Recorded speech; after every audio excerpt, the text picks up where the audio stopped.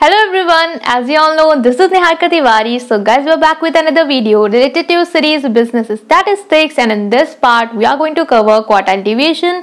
And quartile deviation की हम लोग इससे पहले जो कॉन्सेप्ट है उसको समझ चुके हैं, क्या होता है, क्या फॉर्मुलेज होते हैं, क्यों करते हैं। नेक्स्ट हमने पढ़ा था इंडिविजुअल सीरीज में कैसे कैलकुलेट करते हैं, और आज हम करने वाले हैं डिस्क्रीट सीरीज पे हम लोग न्यूमेरिकल करेंगे कि इन सीरीज पे क्वेश्चन आते हैं तो आपको कैसे सॉल्व करने हैं। अगर आपने इंडिविजुअल सीरीज का कॉन्सेप्ट समझ रखा है तो डिस्क्रीट सीरीज उससे भी ज्यादा आसान होती है, क्योंकि जहां पे हम लोग वहां पे जैसे बीच का टर्म आया था हमारा 2.7 फिफ्थ टर्म, तो हम लोग 2 निकालते थे, फिर 0.75 करके फिर ब्रैकेट में थर्ड माइनस सेकेंड टर्म करते थे, है ना। अब यहाँ पे वो चीजें नहीं होती हैं, तो वो चीजें कैसे नहीं होती हैं और कैसे इसको कैलकुलेट करते हैं, तो हम इस वीडियो में इसको चेकआउट करेंगे। So without any further delay let's start this video. So now guys हम लोग स्टार्ट करते हैं। सो क्वार्टाइल डिविएशन का फॉर्मूला आप लोग को बिल्कुल क्लियर है कि Q1 निकालना है, Q3 निकालना है, देन फॉर्मूले में आपको पुट करना है QD that is Q3 minus Q1 by 2। अब कोफिशिएंट ऑफ क्वार्टाइल डिविएशन क्या होता है ये अपने कॉपी में लिख के बताइए, ताकि मुझे मतलब मुझे जो पता नहीं चल पाएगा, मैं देख नहीं पाऊंगी, बट आप लोगों को कॉपी में लिखना है, और फिर मैं जब बताऊंगी ये फॉर्मूला होता है तो आपको कमेंट में बताना है कि वो आपने सही लिखा था या गलत लिखा था, ठीक है। तो अब हम लोग क्या करने वाले हैं, क्वार्टाइल डेविएशन को समझेंगे।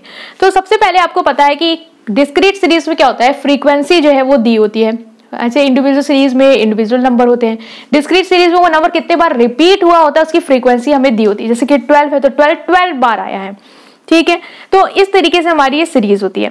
अब हमें क्या करना होता है, इसको सिंपली एक टेबल बना लेनी होती है, क्योंकि जैसे हम लोग क्वार्टाइल में करते आए हैं, आपको अगर याद हो डिस्क्रीट सीरीज में कि हम लोग क्यूमुलेटिव फ्रीक्वेंसी निकालते रहे एंड देन उससे हम लोग निकालते थे अपनी वैल्यू Q1 या Q3 की, तो उसी तरीके से आपको इससे भी करना है, नथिंग चेंज्ड।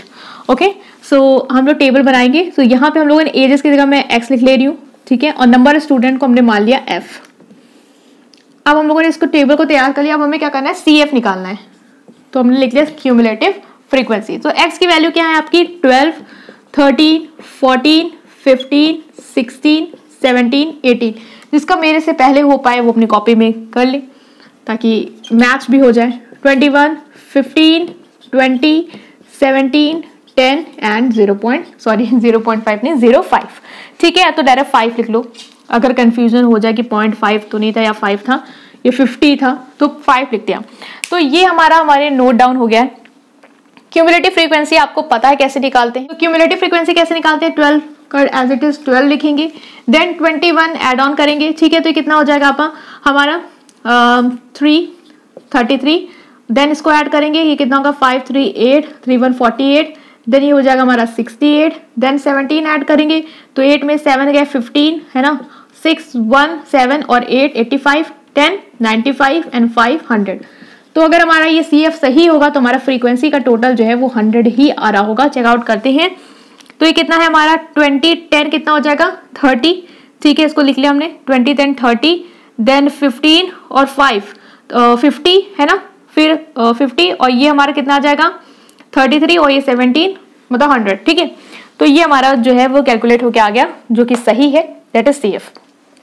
नेक्स्ट आपको पता होना चाहिए कि Q1 का फॉर्मूला क्या होता है, जो था आपका इंडिविजुअल सीरीज में सेम है formula, nothing change, n+1 by 4th term. तो ये नथिंग चेंज आप लोग को याद हो जाएगा, बिकॉज आप लोग को भी अब एग्जाम में ये बोला है नथिंग चेंज, इसमें मुझे वही लगाना है ना। तो n+1 बाय 4 टर्म, n क्या है यहाँ पे 100, मतलब कि जो भी आपका टोटल आया है नंबर ऑफ टर्म वो है आपके 100। तो हमने 100 + 1 हो जाएगा कितना 101 बाय 4th टर्म। अब इसको पॉइंट वैल्यू आएगी, निकाल लो क्या आएगी। तो आप लेके जाएंगे 4 2s, ठीक है, 4 2s 8 आएगा, कितना बचेगा 2 बचेगा, और फिर हम लोग 1 उतार लेंगे, दैट इज 21। तो 4 5s 25 हो जाएगा, ठीक है। फिर कितना आएगा, सो इसको हम लोग कर ही लेते हैं एक बार, 101 4 2s 8 right, 2 1 4 5s 20, then 1.04 2s 8, फिर 2.5 मतलब 0, देन 5 2 25.25 राइट, मतलब 25.25 जो है वो हमारा क्या आया Q1। हम लोग लिख लेते हैं 25.25 टर्म। अब हमें इस टर्म को ना ढूंढना है कि ये एज इट इज हमारा टर्म हमें मिल जाए, लेकिन एज इट इज हमें CF में नहीं मिला है मोस्ट ऑफ द टाइम, है ना। तो हमें क्या करना है, इससे बड़ा वाला देखना है। तो बड़ा वाला क्या है हमारा 33, तो मतलब कि जो 33 वाला सामने होगा जिसकी वैल्यू x में, वो क्या हो जाएगी हमारा quartile 1, that is quartile Q1। तो Q1 की वैल्यू क्या आ जाएगी हमारी, ये आ जाएगी दैट इज योर 30। तो ये हम लोग करते भी आए हैं मीडियन का कॉन्सेप्ट में भी, तो ये आपको क्लियर होगा। तो इजी इसीलिए डिस्क्रीट सीरीज, क्योंकि वहां पे तो हम लोग इसको भी सॉल्व करते थे, बट यहाँ पे हमें क्या करना है, इसे डायरेक्ट हमें लिख देना है। तो ये आ गया हमारा Q1 दैट इज 13। अब हम निकालेंगे हमारा Q2। तो Q2 का फॉर्मूला क्या होता है, सॉरी Q3 का फॉर्मूला क्या होता है, यहाँ पे बस 3 लगा देते हैं n+1/4 टर्म। अगर आपको कैलकुलेशन से थोड़ा बचना है ना एग्जाम में, तो सिंपली ये करना कि जो 101/4 है इसको 3 से मल्टीप्लाई कर दो, उतना ही टर्म आएगा। तो इतना लिखने की जरूरत नहीं है, लेकिन अगर आपको समय लग रहा है कम, वरना स्टेप मार्किंग होती है तो आपको ऑब्वियसली लिखना ही पड़ेगा वहां पे। तो अगर हम लोग 101/4 टर्म करेंगे, मतलब ऑब्जेक्टिव में कर सकते हैं, ठीक है। तो कितना आएगा 303/4 टर्म। अब हमें क्या करना है, इसको कैलकुलेट करना है, जो कि हमारा पॉइंट में ही आएगा। तो कितना जाएगा, ये जाएगा हमारा, ये कट रहा है, ये आप लोग देख सकते हैं, नाउ इट इज क्लियर। तो 303/4 टर्म, ठीक है। तो अब हम लोग क्या करेंगे, इसको डिवाइड करेंगे। तो कितने से जाएगा, 4 7 28, है ना, 4 7 28। फिर कितना आएगा, ये हमारा आएगा नीचे 2। तो अब हमने 3 उतारा, तो कितना जाएगा, 423 आ गया, ठीक है। तो 4 5 20, ठीक है, 4 5 20 जाएगा, फिर 3 बचेगा, तो पॉइंट लगाएंगे और 0 उतारेंगे। तो कितना जाएगा, 4 7 28, फिर 2 आएगा, देन 4 5, मतलब कि 75.75 टर्म। अब इसको हम लोग ढूंढेंगे, तो हम देख रहे हैं यहाँ पे एग्जिटिस तो है नहीं, तो इससे बड़ा वाला मतलब 85, इसके सामने क्या है 16। तो हमारा Q3 की वैल्यू क्या आ गई, दैट इज योर 16। Q1 क्या आ गया 13। तो ये हमने कैलकुलेट कर लिया। अब हम फॉर्मूले में रख के इसको निकालेंगे क्वार्टाइल डेविएशन और कोफिशिएंट ऑफ क्वार्टाइल डेविएशन। सो इसको आप नोट कर लीजिए ताकि हम लोग नेक्स्ट जो है वो स्टेप को कर पाए। सो गाइस, जैसे कि मैंने यहाँ पे लिख लिया, Q1 आया था हमारा 13 और Q3 आया था हमारा 16। अब हमें क्वार्टाइल डेविएशन के फॉर्मूले में पुट करना है, that is Q3 - Q1/2। Q3 कितना है हमारा 16 - 13/2, that is 3/2, that is your 1.5। तो ये क्या हमारा quartile deviation, that is your 1.5। मतलब ये जो डेटा है वो आपका कितना डिग्री, मतलब कितना डेविएशन शो, डिस्पर्जन शो कर रहा है, दैट इज योर 1.5, ठीक है। ये 5 है, 0.5 है, ठीक है। तो ये हमने निकाल लिया QD। अगर आता है कोफिशिएंट, ठीक है, कोफिशिएंट निकालो किसका, क्वार्टाइल डेविएशन का।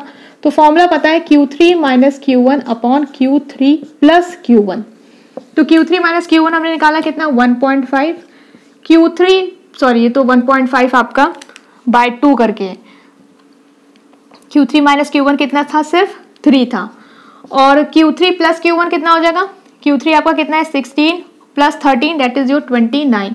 तो ये आपका कुछ पॉइंट में आएगा, तो इसको आप लोग डायरेक्ट कैलकुलेटर से कैलकुलेट कर लेंगे। तो इसके ये आएगा आपका कुछ 0.103, that is your coefficient of quartile deviation. तो इसको हम लोगों ने यहाँ पे सॉल्व किया और समझा कि कैसे डिस्क्रीट सीरीज में आपको लगाना है। एक और देखेंगे ताकि और क्लियर हो पाए, और फाइनली आपको ये समझ में आ जाएगा, that is your quartile deviation in discrete series, right. So next now guys, ये हम नेक्स्ट क्वेश्चन देखने जा रहे हैं डिस्क्रीट सीरीज से। So amount of taxes are given in the number of firms, ठीक है। सो ये हो गया कि मतलब 10 रुपए का अमाउंट 3 फर्म्स का, मतलब इस तरीके से जो क्वेश्चन है डिस्क्रीट सीरीज में in the form of frequency आपको आएगा। हमें क्या करना होता है, पहले डेटा को लिख लेना है और क्यूमुलेटिव फ्रीक्वेंसी जो है वो फाइंड आउट करनी है।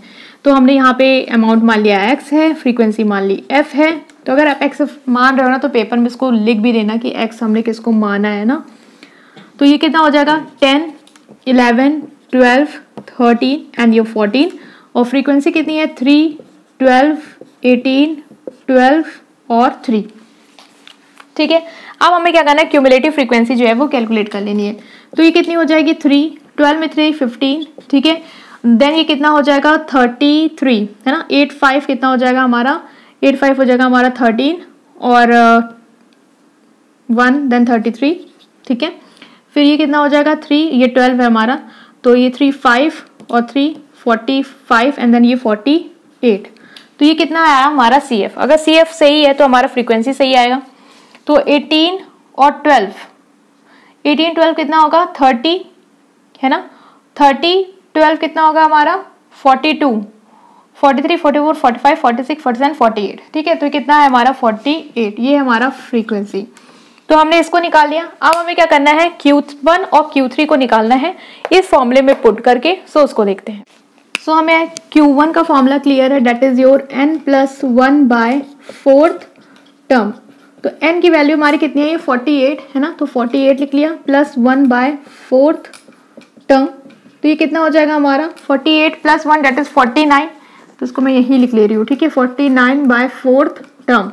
हाँ, हम लोग क्या करेंगे, इसको डिवाइड करेंगे। तो 4 से जाएगा, 4 4 आप डायरेक्ट कैलकुलेटर से कर सकते हैं, स्किप कर सकते हैं थोड़ा कैलकुलेशन पार्ट, बिकॉज अगर आप में अलाउड है तो 4 से लेके जाएंगे, 4 1 ज़ा 4, ठीक है। तो 9 बचेगा, 4 2 ज़ा 8, देन पॉइंट, देन 1 आएगा, तो कितना 4 2 ज़ा देन 5, तो 12.25 जो है वो हमारा क्या आ जाएगा, Q1 आ जाएगा। अब हमें क्या करना है, इसको ढूंढना है, मतलब ये टर्म है हमारा कि ये कहाँ पे लाई करेगा क्यूमुलेटिव फ्रीक्वेंसी में।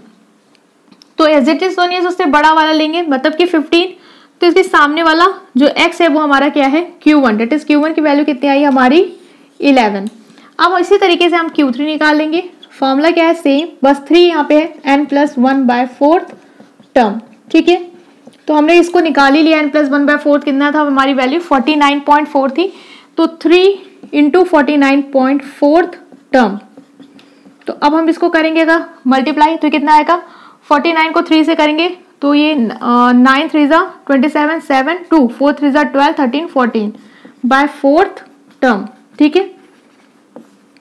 अब हमें क्या करना है, इसको डिवाइड करना है। तो ये जाएगा किससे, 4 3 ज़ा से, 4 3 ज़ा कितना है 12, ठीक है। तो कितना आएगा 2 आएगा, और 7 उतार लेंगे तो ये किससे जाएगा, 4 5 ज़ा 20 4 6 ज़ा 24, है ना। तो 7 में 4 गया, इसको कट रहा है, इसको मैं ठीक कर लेती हूँ। तो 7 में 4 गया, बचा 3, तो पॉइंट लगाया, फिर 0 बताया, 4 7 ज़ा 28, फिर 2, देन पॉइंट तो लगाई तो 0, तो 4 5 ज़ा 20। तो ये कितना आया 36.75 टर्म। तो ये कितना आ जाएगा, इससे बड़ा वाला लेंगे, दैट इज 45 के सामने वाला डेट इज 13। तो ये हमारा क्या आ गया Q3 डेट इज 13। तो हमने यहाँ पे क्या किया, Q1 और Q3 की वैल्यू निकाल ली है। अब हमें क्या निकालना है, क्वार्टाइल डेविएशन। तो हम Q1 और Q3 की वैल्यू को क्या कर लेंगे, पुट कर लेंगे। तो यहाँ पे मैं लिख देती हूँ, ये Q1 है और ये हमारा Q3, ठीक है। इसको रब करके देन हम क्वार्टाइल डेविएशन का फॉर्मूला में वैल्यू क्या करेंगे, पुट करेंगे। सो गाइस, क्वार्टाइल डेविएशन का फॉर्मूला क्या होता है, Q3 - Q1/2। तो Q3 की वैल्यू हमारी क्या आई है 13 - 11/2। तो 13 में से 11 गया, 2 में से 2 डेट इज 1। तो हमारा क्वार्टाइल डेविएशन क्या आ गया है, 1 आ गया है, ठीक है। कोफिशिएंट कह रहे था क्वार्टाइल डेविएशन का, तो कैसे निकालते, फॉर्मूला पता होना चाहिए, Q3 - Q1 बस अपॉन में Q3 + Q1 हो जाता है। तो Q3 - Q1 कितना था हमारा 2, और Q3 + Q1 क्या हो जाएगा, 13 में 11 जोड़ेंगे तो 3 और 1 ये 4 और 1 1 2 1/12। तो ये भी पॉइंट में आएगा, इसको आप लोग पॉइंट में कन्वर्ट कर लोगे। वो क्या है हमारा कोएफिशिएंट ऑफ क्वार्टाइल डेविएशन। तो हमने यहाँ पे समझा कि क्वार्टाइल डेविएशन क्या होता है, कोएफिशिएंट ऑफ क्वार्टाइल डेविएशन कैसे है, और इसको हमने कैलकुलेट किया through discrete series. So guys, हमने यहाँ पे कैलकुलेट किया है थ्रू डिस्क्रीट सीरीज की कैसे आप इन न्यूमेरिकल्स को सॉल्व करेंगे। ये पूरा पैटर्न, ये पूरा फॉर्मेट मैंने यहाँ पे डिस्कस कर लिया है आप लोग के साथ। आई होप कि क्लियर है। स्टिल कोई भी डाउट है तो कमेंट सेक्शन में पूछ सकते हैं। वीडियो पसंद आई है then please press like button and subscribe to my channel and share this video with all your friends, right. Thank you.